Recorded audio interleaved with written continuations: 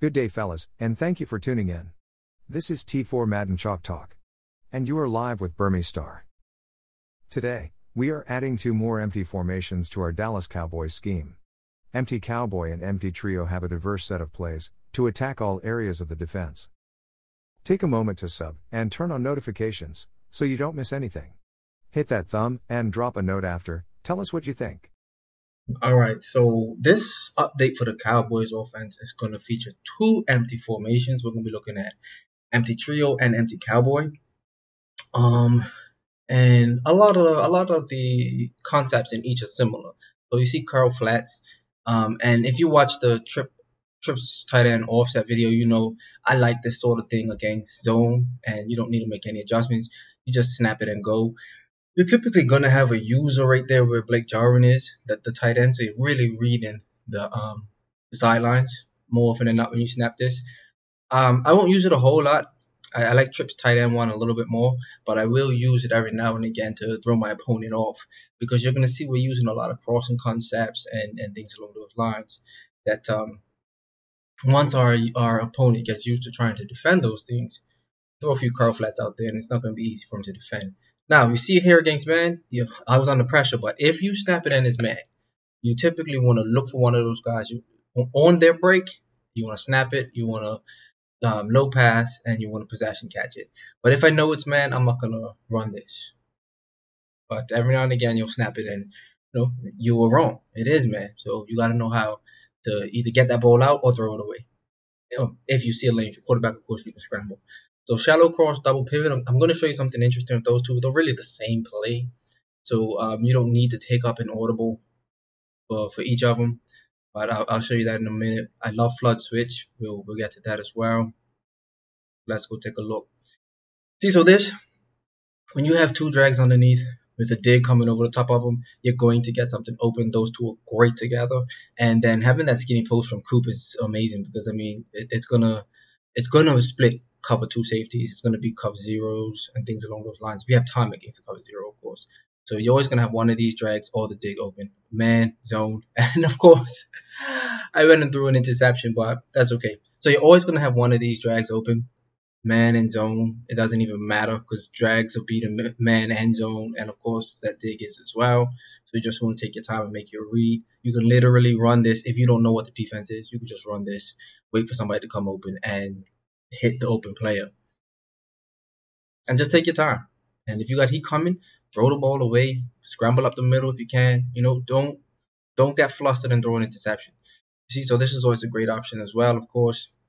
So this is a great layered read. You're going to read the drags to the dig to the post. It's actually really, really easy to read this. Your eyes just go right up here like this, and you're going to see who's open first, and just make the pass.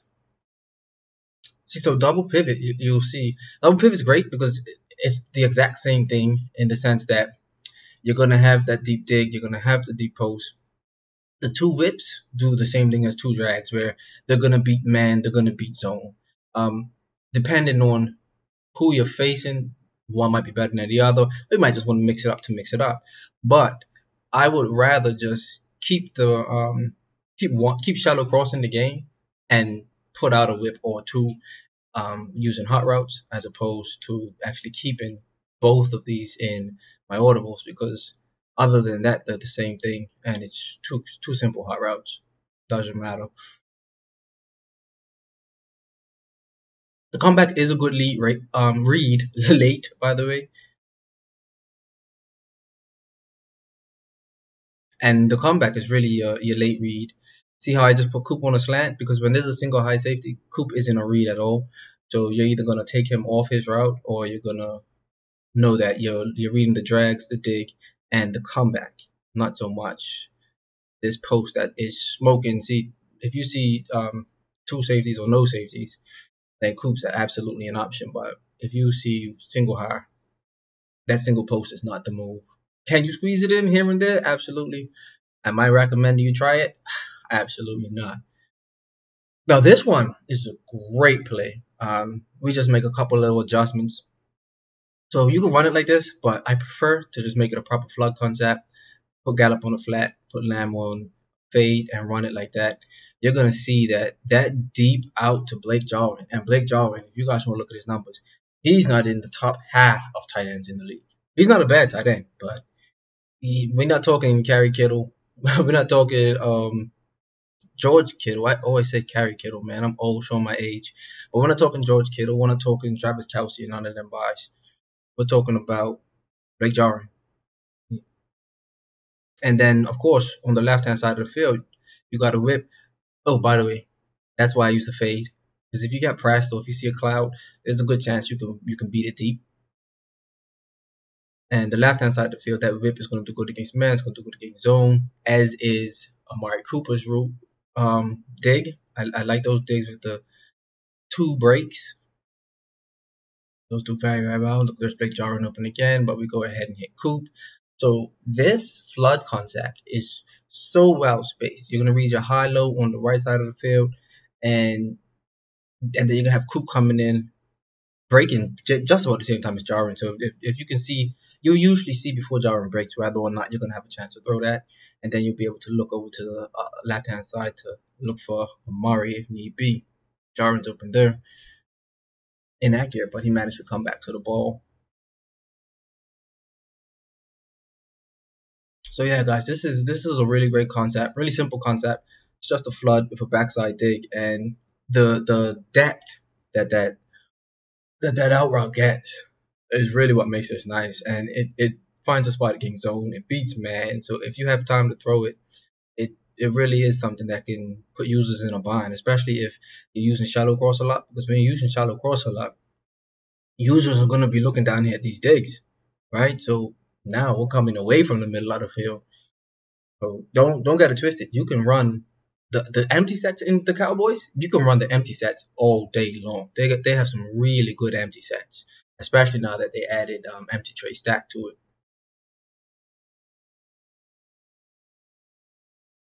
We had one last year called Empty Trips Tight End that I really enjoyed, and I'm sad to see it go, but it's nowhere near as good as the things that they added. But they did the Cowboys offense some favors. They definitely did. The full verts, I actually don't use this full verts a lot. I don't really like the spacing over here with Gallup and Lamb. Every now and again, of course, you will see one of them press the seams and you'll be able to hit it. But honestly, the best 2 routes in this 4 verticals are Jarwin and Pollard, if you ask me. So if I'm running this 4 verticals, I'll make some changes. Now see there, I might have been able to hit Gallup had I passed it a little bit sooner because he was pressing the seam. So that was definitely a late read. But I think it still might have been a tight window because this is where I want to be getting it off, right about here. And I can lead him over here to the right. But Jair Alexander's going to make a play on that regardless. But if you look here, look, see Jarwin's open and Pollard. Because Pollard hesitates, he does a good job getting underneath coverage when the vertical routes take everything upfield. But I'm not using it a lot. Like I said, I would make some adjustments to the right-hand side if I were to use it. And I could go over those. Now, one cool thing, this was in my Cowboys offensive ebook last year. The route to Pollard on this. This is wide receiver screen. The route to Pollard roast man coverage. It's one of the better corners in the game versus man coverage. So you see, this screen is what we're supposed to be throwing. I never do because I shouldn't say it's useless. I haven't found a use for it, so I don't throw it. Every now and again, if I suspect man and I have this in my audibles, because I usually don't come out in this, I'll audible into this, and if I see man, I'll go ahead and give somebody a quick beat with that, because that route really is nice. It's just absolutely dust man coverage, and if you end up with a defensive lineman or a linebacker manning up the dude, now right there we have a DB on him. So remember, this is a halfback, so you don't want to try everybody, and that's another DB. So again, you're gonna have a hard time going against DBs if you have a halfback in that position. But remember, we did put him there, so you can have a wide receiver where he is.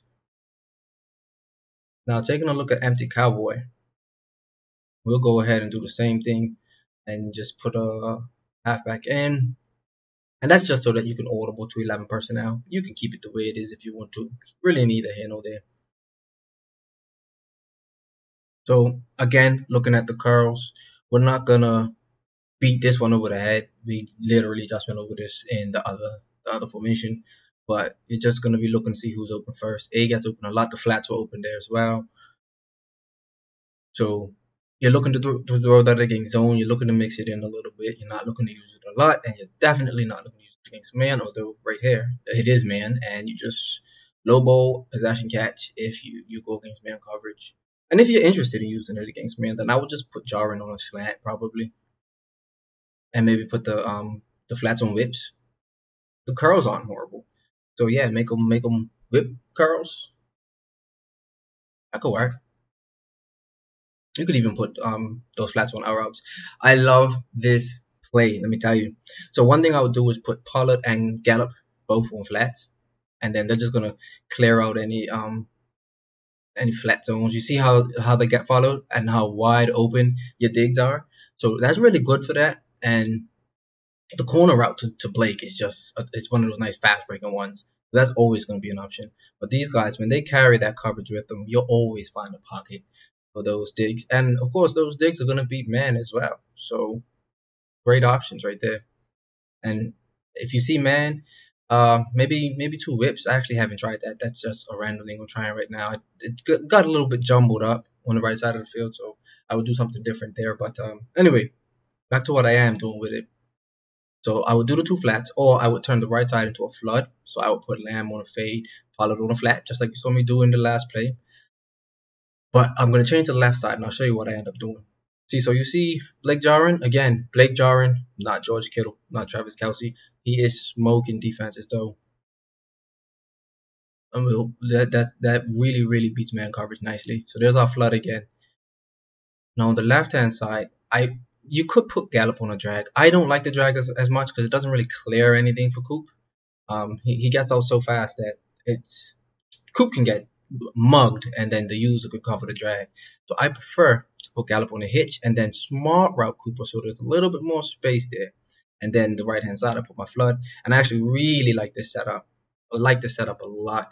So it ends up being similar to the flood play that we were doing out of the other formation, where you got the right hand side, you got the flat, and you got, instead of an outward route, you got the corner route, and on the left hand side you got the hitch. The hitch is wide open there too, but Blake Jarwin is as well. See, so you see we had a lot of good options on that particular snap. So this is a great setup. This is an absolutely great setup. Yeah, so watch the left hand side real fast. You see Gallup wide open, nobody around him. Your flat's wide open, and now Jarwin is wide open. So pick who you want to pass the rock to. The user has to chase one person. He's not going to be able to cover this whole field. So just remember to mix these sorts of things in with your crossing concepts so that the user feels obligated to be in the middle of the field and then start attacking the sidelines. And if they use the Mabel coverage, then come back and attack the middle of the field. You know, just make sure you're paying attention to what your user's doing, or your opponent is doing on defense, and you'll always be able to take advantage of whatever it is you see.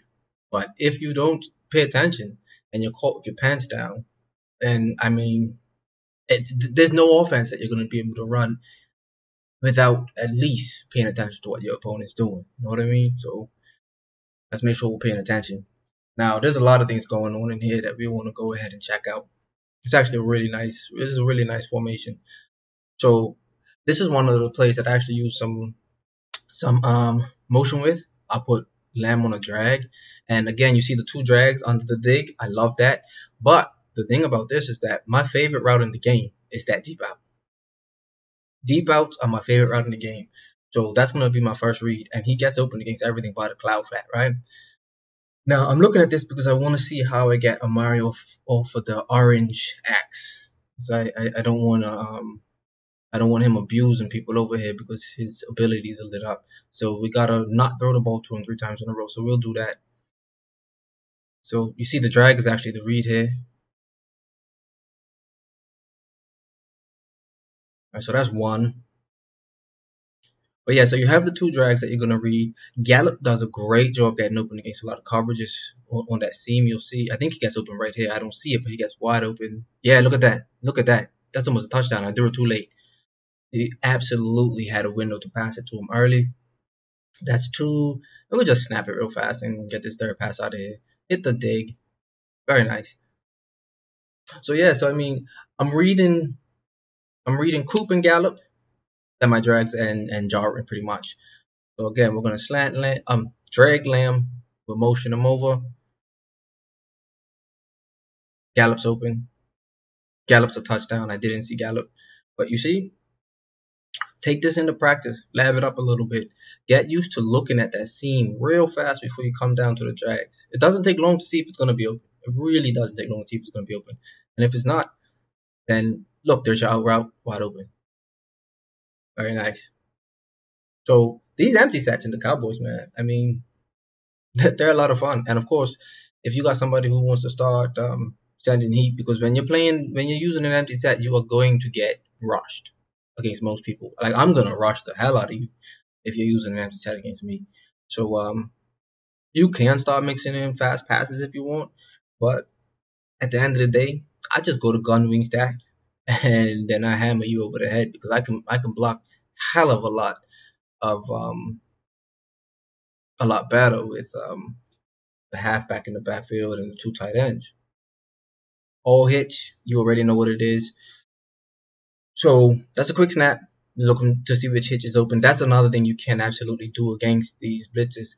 But this is another one where I typically do use motion because that hits to CD all the way on the other side of the field. I'm not throwing that.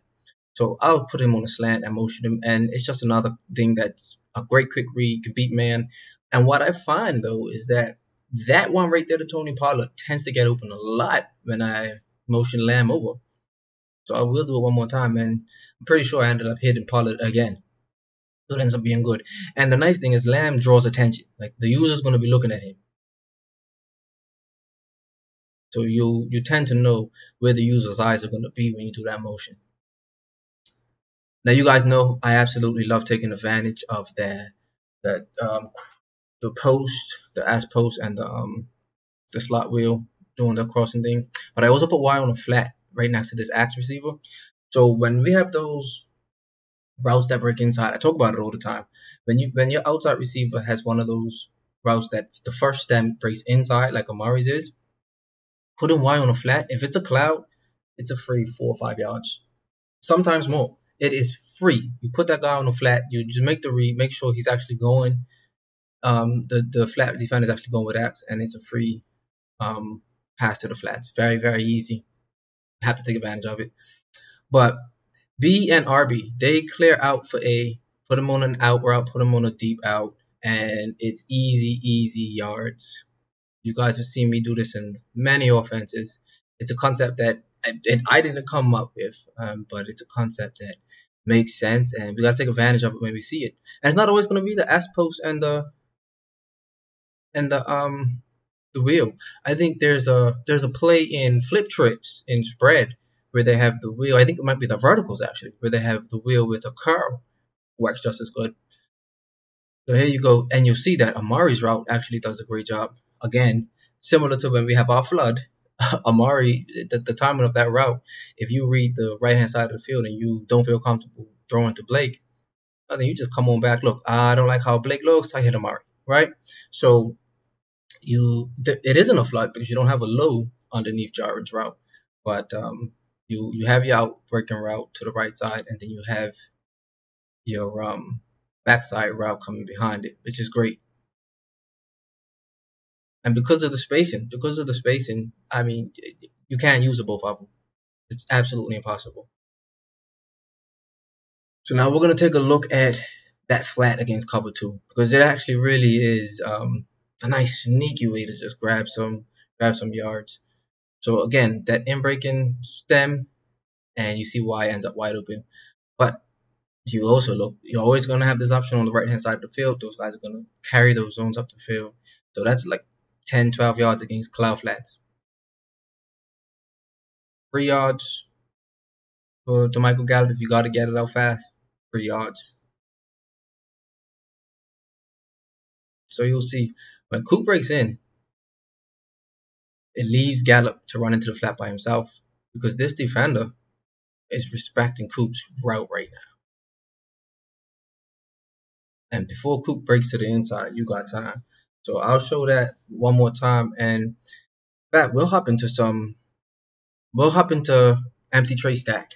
The empty tray stack has a bunch of routes that do that, and I want to show some important differences because some of those routes have an in-breaking route, but it's just a shorter and a quicker one. So you have to be careful making your read.